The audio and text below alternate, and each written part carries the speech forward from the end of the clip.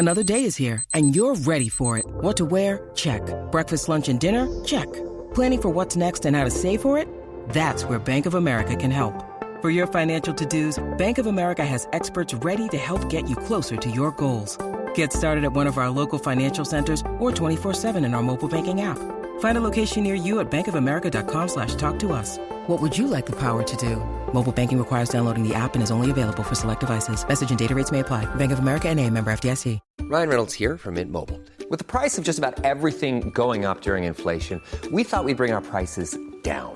So to help us, we brought in a reverse auctioneer, which is apparently a thing.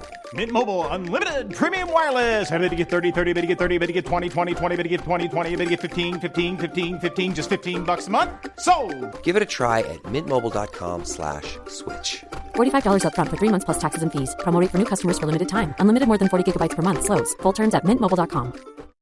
When you need mealtime inspiration, it's worth shopping Kroger, where you'll find over 30,000 mouth-watering choices that excite your inner foodie. And no matter what tasty choice you make, you'll enjoy our everyday low prices, plus extra ways to save, like digital coupons worth over $600 each week. You can also save up to $1 off per gallon at the pump with fuel points. More savings and more inspiring flavors make shopping Kroger worth it every time. Kroger, fresh for everyone. Fuel restrictions apply. Hello and welcome to AI Scouted on Anfield Index Pro. I'm Dave Hendrick, joined as always by Mr. Karl Matchett. How are you, sir? I have both a cup of tea and a drink with ice in it. It's very confusing. I don't know what to do. That is quite the quandary for you. One to regulate your temperature and then one to make you feel cold. Strange. We are continuing our coverage of Euro 2024, and we are going to talk today about Tuesday's games, which will be from Group C at 8 p.m. and from Group D at 5 p.m., which really annoys me. But we've talked about how foolish some of this has been. So do you want to start with Group C, or do you want to start with the earlier games, which are from Group D? As most of the world do indeed have an alphabet of some description, we'll go in alphabetical order, and UEFA can go do one. Yeah, I like this. Right, so let's start with the first game from Group C, which is Denmark versus Serbia. The Danes have drawn both games thus far. I thought they were pretty impressive against England after a bit of an odd performance against Slovenia, a game in which they should have won but ended up drawing. But I did really think they showed more of themselves against the English. Part of that was England's desire to, protect their 18-yard box with their lives.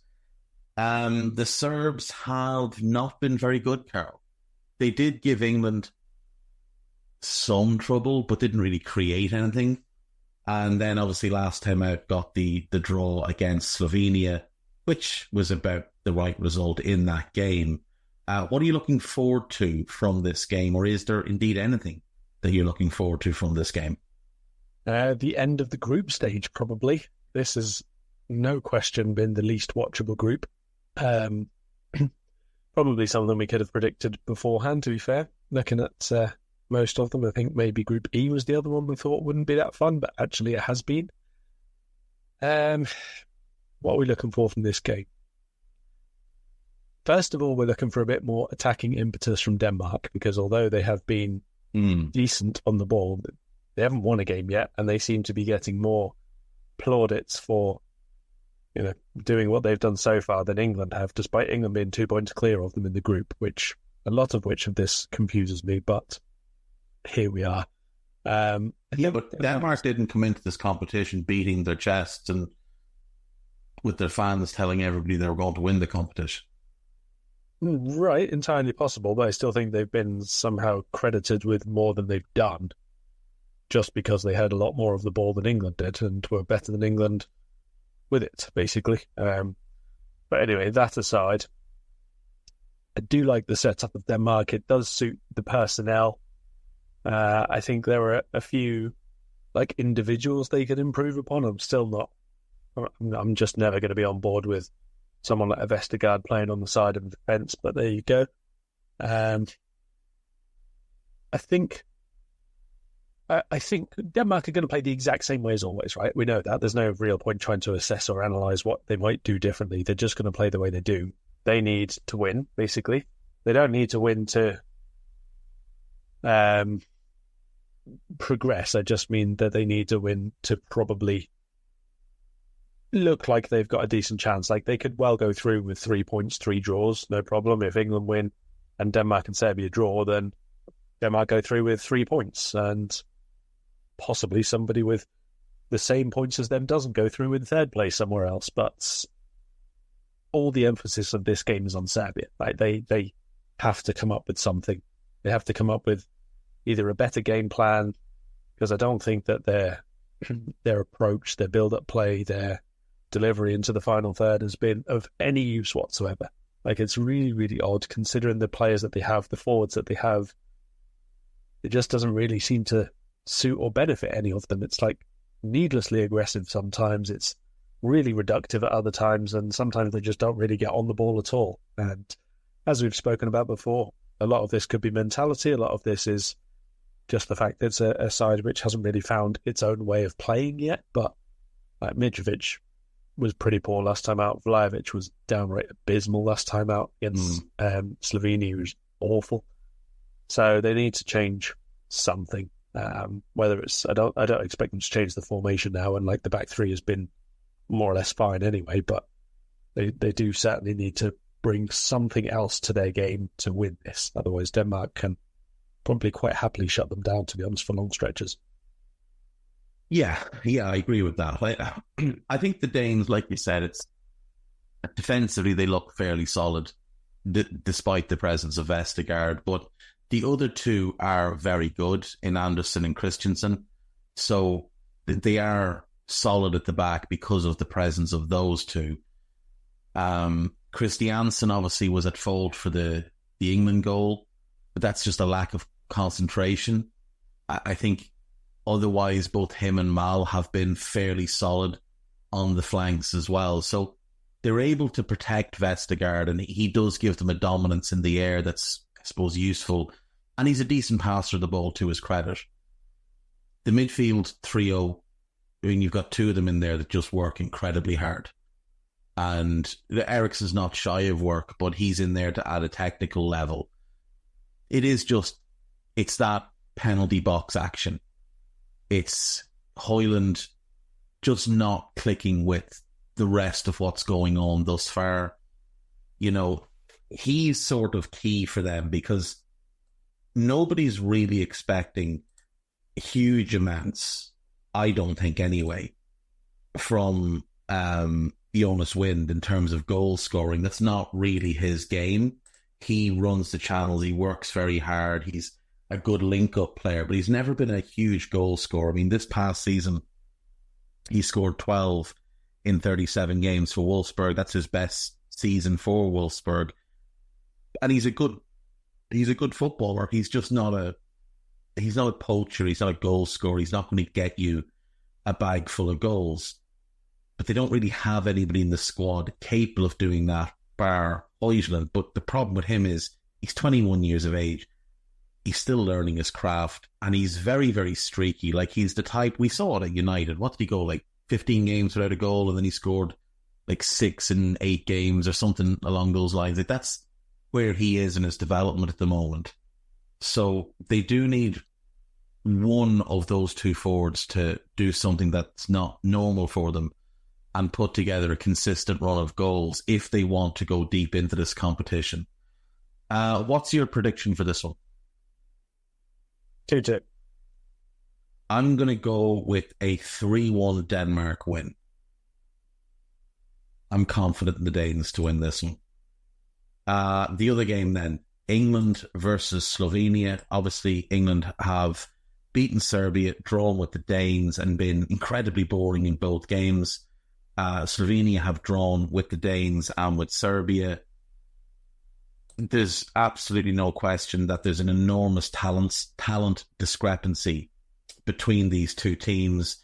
If you're making a combined 11, I mean, Jan Oblak is the only one that's getting in the England team, and I'm not even sure. Sesko might make the bench, but even then, I don't know. I think I'd rather have Watkins or Tony at this point. England should win this game, Karl, and they should win it comfortably. But they should have won the last 2 games comfortably as well, because they had an enormous talent advantage over both of them as well. The Slovenians play for each other. They're very hard-working. They're well-organised. I think the coach seems to really have gotten a way of playing that works for them and kind of minimises the weaknesses in the squad while accentuating the strong areas. I like a couple of the players. I like Jakub Bijol. I do like Sandy Lovric in midfield. I like Sprorar up front when he plays. I think he's one of those good link players, not necessarily a big time goal scorer at the international level. England should win, but what are the pitfalls here they might have to look out for? I mean, of their own making or of Slovenia? Both, but a bit more their own, I think. More their own making. Yeah, I think that's the bigger danger, to be honest. Like, obviously, Serbia can score a goal or whatever. Any team can do that against any other team. They have moments, they'll have some pressure, there could be mistakes, blah, blah, blah. But for the 90 minutes, yes, you'd expect England to win. And yeah, I think that the only thing stopping England winning that game is their own performance. I don't think that there's any issue at the back in terms of like unreliability or, constant errors or really bad out of position or blah, blah, blah. I think mostly this centre-back partnership is pretty decent. I think the more it plays together, the more able to do a bit of everything that they should be. But the ball progression from defence into midfield has been appalling so far. I think that's job number one that Southgate's got to find a way to sort out. As we've said, you either use Trent as a deeper player and put Rice back in his box-to-box role and get him out the bloody way. Stop giving them 5 yards between them and just passing it to each other and then it goes nowhere and nobody does anything. I don't know. I totally expect Trent Alexander-Arnold to come out of the team for this one for England because he's obviously the new face in there and everything else seems to be relating back to that at the minute, whether it's headlines or Southgate himself or the first substitution in games or whatever. So I expect Trent to be out. I think England need a change in the wide areas as well. Foden has again been the main focal point for a lot of the talk, but I don't think Saka's played well. I don't think Saka's been good individually. I don't think he's necessarily offered too much in terms of chance creation for other people. Like the odd one, of course, the cross for Jude's goal, I think, was Saka's. But generally speaking, I don't think he's been anywhere near his best. And when you've got people on there who are capable of having an impact, who are really aggressive, who are fast, who can run in behind, I'd certainly be inclined to play one of them. Maybe not swap both straight away, but if you're making maybe a midfield change and maybe one of those wide forward changes, that's something to be going on with. Obviously, they're going to be trying to make an impact and trying to keep the place in the team and so on. I'm not talking about starting Jared Bowen here, I should probably be clear. But either Palmer or on the other side, Eze or Gordon, I think you bring one of those three into the team, you see a little bit of something different. And clearly England need a bit of a spark now as much as anything else. Yeah, I'd really like to see Gordon come in and just get some game time. I just think his pace, like we talked with Nico Williams earlier on about what his pace gives that Spanish team, that outlet, and like they're a team, like people say, oh, if you've got the ball all the time, you don't need an outlet.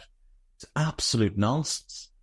Like what he gives them is the ability to move play to the right, drag the opposition out of position towards the ball, and then have that instant switch to just lightning in a bottle that stood 1v1 with a fullback and loads of space around him. And all of a sudden, you've got the opportunity to create something which England haven't been able to do. I mean, England have scored 2 goals in this tournament. Neither of them have been particularly well crafted. I mean, both of them come off massively deflected crosses. The Saka cross that Bellingham headed home was a low cross that hit the underside of the defender's leg and bounced and looped. And then the Kyle Walker cross took 2 enormous deflections And I mean, if Harry Kane had picked the ball up and put it in front of himself, he couldn't have arranged it any more nicely for himself. So, England just aren't creating nearly enough. And a part of that is because there's not enough variation in how they're playing. And there's just no width on the left either, because Phil Foden's a fantastic footballer. He's not a left winger. And he's certainly not a left winger if your fullback behind him is not going to offer any kind of overlap, any kind of assistance. And Kieran Trippier at this point in his career can barely offer that on a consistent basis from right back, let alone from left back, where he's clearly uncomfortable. So I'd like to see Gordon play. I think that's the move. If Trent is going to come out, I really want to see what Wharton and Rice would look like, because Wharton is exactly what you want for picking the ball up off the centre-back and getting your team playing and moving the ball quickly and having that picture in his mind of where everybody is and not having to wait and take his time. He's just able to get the ball and ping it where he wants it to go. And it would free Rice up to play higher up, go box to box, get himself into dangerous positions. We know he can shoot from range. We know he can get on the air. He's good, get on the end of things. He's good in the air. And also, I think just from a defensive point of view, we saw it with Hjulmand in the Denmark game. Having Højbjerg kind of sit allowed him to go and wreck things a bit higher up, go and press Declan Rice and press Trent. If Wharton plays, Rice can now go and do that to opposition midfielders and press them higher up, create turnovers, and all of a sudden England are breaking into the final third with a defence that isn't set because they've just lost the ball and they're in transition and not able to find themselves quick enough. That could just create a lot more opportunities for England. Prediction then? 2-0 England. I'll go 2-1 England. I do think England will win. I do think they should win. I think if they don't, I think we might just have to get Gareth Southgate out immediately after the game. Graham Potter's not doing anything, so let's just get Potter over there and he'll get things going at a decent level. It'd be an AFCON scenario. I can't remember who it was now. Who was it? Ivory Coast. They sacked him after the group stage and then went and won the competition. There you go. I also wonder if Graham Potter is turning down club jobs at the moment because he's been told he's the next England manager. Just one to think about. Moving on then, the earlier kickoffs are from Group D, where currently the Netherlands and France sit on 4 points, Austria sit on 3, and Poland have ni point and are most likely heading home. We will have France versus Poland and the Netherlands versus Austria. Let's start with France versus Poland. Is there any reason to think France won't win this game? No, I think it'll be a close game. I don't think they'll beat them 4 or 5, but I think they should win this game by, a goal or 2. The only reason to think that France shouldn't win this game is the fact that France haven't managed to score themselves a goal yet. That is very true. I mean, you made the comparison earlier between, England and Denmark. This is a more apt one. England and France is a more apt one. Because neither of them have been good. Both of them came in as the big favourites to win the competition. Both of them are struggling to create chances. Both of them have managers making very strange decisions. And at least England have had 2 English players put the ball in the opposition net, where no French player has done that. They really need Kylian Mbappe to don the mask and go out and put on a show here. Yeah, obviously you were absent, I think, for the. I'm not sure if it was after France or the France one that we did, but myself and Guy. No, it must have been afterwards.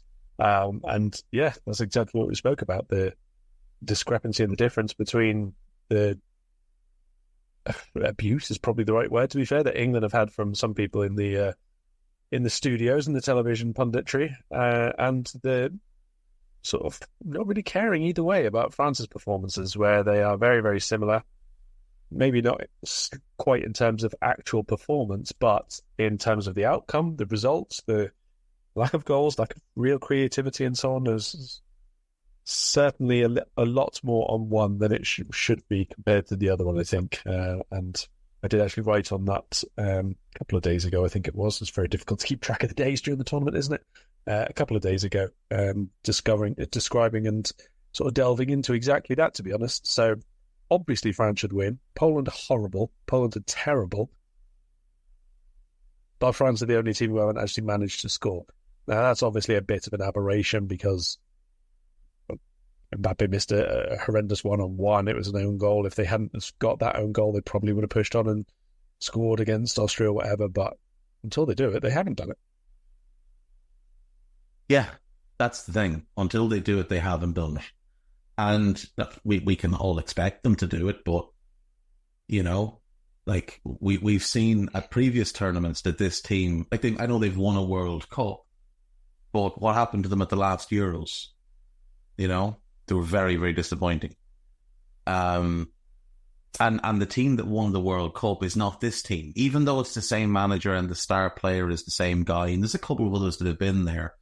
It's a very different team, but yet there's still this kind of feeling where, oh, you know, at least they won a World Cup in this cycle. England haven't won anything, but the team has changed drastically since 2018. And for England, their team has changed drastically as well. Like, they shouldn't be, not drastically maybe as much with England, although, you know, there's been a fair amount of change, but Pickford's still there, Stones, Trippier, Walker, Kane, you know, those players have been through all of this. But I think part of it as well is like we're watching the coverage on UK TV or Irish TV in my case. So for you, like you're seeing coverage of England fans who are always going to be a bit harder on their own team. And I'm seeing coverage of Irish people who will always take great joy in English failure. If we were watching French TV, I'm sure they're getting hammered. The French will be getting hammered far more than England are on French TV. Yeah, I get that, but also I would like an acknowledgement of people to have a bit of balance, shall we say, when that's literally their job, is to assess and analyse and not just have their emotions take hold of every single thing they say. Yeah, fair. Right, prediction, France versus Poland. 2-0. 2-0 to France. I'll go 3-0. Do you think we see Lewandowski? I don't see why not. Might as well get a farewell in a pointless match. Yeah. Right, Netherlands versus Austria. Now, I'm taking a different approach on the Netherlands, particularly because of Virgil. I think Mbappe was too scared to play against him because he knew he was going to end up in the big man's pocket, and that's the story I'll be sticking to. But the Netherlands obviously, you know, looked decent in their opening game against the Poles. Played pretty well against the French. I still don't like the midfield. There's just something not quite right. Now, obviously, you make an excuse because they did change the whole midfield just before the tournament. But there's something about a Ronald Koeman coach team that just, it gives me a lot of reason to not believe. What have you made of them so far, and how do you see this game going? Because Austria have looked pretty good. Yeah, pretty strong Austria. Really well organised. One of the better organised teams at the tournament, to be honest, in terms of not just positional play off the ball, but how they progress the ball going through midfield and making the use of the attack that they have. Like, literally the polar opposite of Serbia, in fact. Like, for the players that Austria have, they build up in the way which makes the use of them and which benefits them and which those players can contribute to.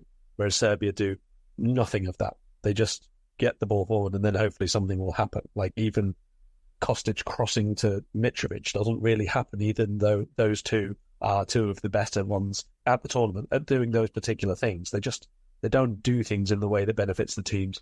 Austria are very, very good at that. So they will trouble Netherlands on that account. I think Netherlands have been all right. Like, defensively, I think they look relatively solid. I think the midfield was a bit better balanced with Reinders back in the double pivot in the last match.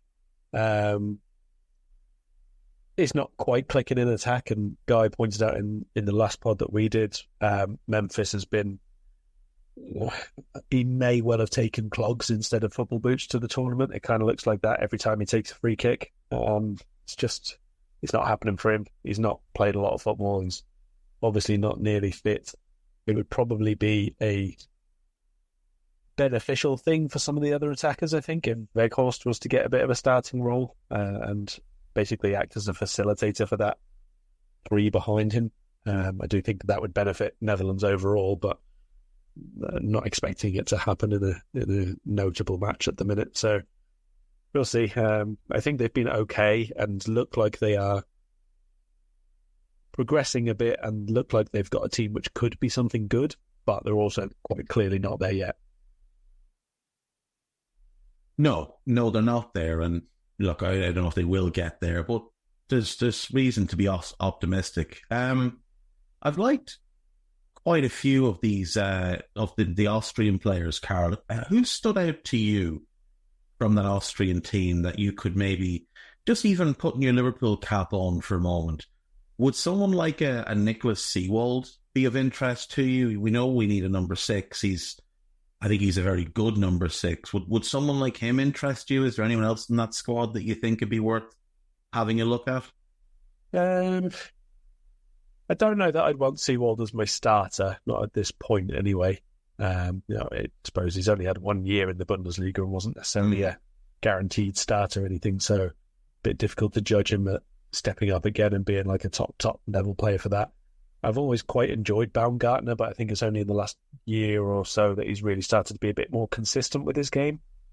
Again, I'm not sure if he quite has the pace and ongoing tenacity to be an absolutely elite player, which, when we're talking about Liverpool, that's what we want, isn't it? We only really want the players who are going to be exceptionally good. I kind of see this group as having more squad options for Liverpool rather than, starting players. I'm not sure they'd be racing out to get, but there's players there who, if they arrived for like an Endo type of signing, I wouldn't be dead set against it because they're obviously very committed. They've all shown that they can be really good in terms of applying the tactical plan to the team efforts and so on and so forth. So no massive must-sign standouts, but clearly some who would be really good squad additions. Yeah, I think that's very fair. I think Baumgartner is a really enjoyable player, but as you said, like he's never really shown consistency in his career until this past year, and it may be for him and even for Seevold that Leipzig is kind of the pinnacle of their talent level as a starter.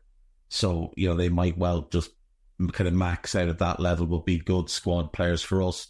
I think Kevin Danzo is an interesting one, not as a starter, but we know with Ibu there's the injury issues. So if you just wanted someone to come in and could be a reliable quality rotation piece with Ibu, I think Danzo could make a lot of sense there. He also counts as homegrown, which would be of use as well. But yeah, I mean, look, I've been impressed by how tactically strong they've been, how committed they are, how well organised they are. These are all, a lot of this comes down to mindset and mentality, and we know with the Austrians, they're always going to have that as well. Yeah, give me a prediction then, and we'll be out of the way. I think this is a really tough one to call, to be perfectly honest. It's quite a decisive game, obviously. If Netherlands win, unless France absolutely smash Poland all over the place, Netherlands can top the group without being great. So there is quite a lot riding on it. Austria, obviously, if they do lose, could not go through at all, despite being quite good. So quite a bit riding on it. I think I'll go for a sneaky 2-1 Holland. I'm feeling the draw, to be honest. I'm just looking. So Group D, runner-up, would play the runner-up from Group E, which is Romania, Belgium, Slovakia, Ukraine. The winner of the group would play the runner-up from Group F, which is likely to be Turkey. I mean, I don't see that there's a great discrepancy between those two options for the Dutch. So, I mean, I think they'd be more than comfortable finishing second and taking on the runner-up. The only thing is that does put them in the top half of the draw, which is shaping up to be the harder half of the draw, because you've got Spain, you've got Germany, you've got Portugal. But I would say if Austria with 2025 to play are drawing or better, they're just going to lock up shop. Yeah. There's not really enough value in them going for the win, I don't think, to risk not going through with only 3 points if they lose it late on. That's it, because there's little to no chance of them topping the group or even getting second because, if they beat... if they win, if they win, they'd be second. But like you said, the alternative is that they overcommit, the Dutch catch them on the break, and they end up going out, which would be, very disappointing for them. Not a catastrophe, but very disappointing for them. I'm going to go the draw. I'll go 1-1. I don't see enough goals in this Dutch team. Simmons is the interesting one. If he sparks, then maybe things open up a bit more. But I'd like to see them try Xerxes as the 9 with Simmons as the 10, Cody one wing, and I don't really care who plays on the other wing. I'll go the draw. I'll go 1-1. Right, that is that. 4 games on Tuesday. We will then have 4 games on Wednesday, and then we have Thursday and Friday with no games, but we will still have podcasts. So we've had a couple of little requests of things to do, so I'll throw them at Karl late and make him scramble to come up with ideas. So is there anything you wanted to say before we go, or anything you want to plug? No, I mean, I'll be heading over to Germany on Friday, so I don't think I'll be recording that day. That'll just be yourself and Guy. And yeah, looking forward to getting there, basically, and winding up. What's your first game? Or do you know what's the first stadium you're going to? Give us 1 second, I'll tell you. It will be the last 16 in Dortmund, I think. Dortmund, so that will be Germany. Versus... Dortmund, yeah. Yeah, Germany versus the runner-up of Group C, which is obviously England's group. So Germany, Denmark, potentially, which could be a good one. Where do you go after that? The following day, I'm in Cologne for the winner of B against third from many groups. Yeah, so Spain against whoever. Yeah. And yeah, it's quite open. So I could go anywhere after that. But yeah, should be the first ones, Dortmund and Karl. Not bad at all. Not bad at all. Rightio. Well, we will leave it there, and we will be back we'll be back tomorrow, Thursday, and we'll speak to you then. Take care. Bye-bye. Sports Social Podcast Network. Smoothie King's new lemonade lineup is here. Lemonade, lemonade, the Smoothie King way. Try a strawberry guava lemonade SK refresher. Over ice. A power up in a cup. Energize. Or a blueberry lemonade smoothie. Blend it up in your cup. Made with real fruit, real juice for a real sipping good summer. Yum, yum, gotta get some. Smoothie King's new lemonade lineup, all for a limited time. Who's thirsty? Nobody knew that healthcare could be so complicated. Trump was a failure on healthcare. Hundreds of thousands of Black Americans lost healthcare insurance. That is outrageous. And if he's president again, he would cancel insurance for millions more of us. We cannot go back. President Biden and Vice President Harris have lowered healthcare premiums and expanded coverage for Black families. They also capped the price of insulin at $35. Joe Biden is getting the job done for people just like me. I'm Joe Biden, candidate for president, and I approve this message. Paid for by Biden for president.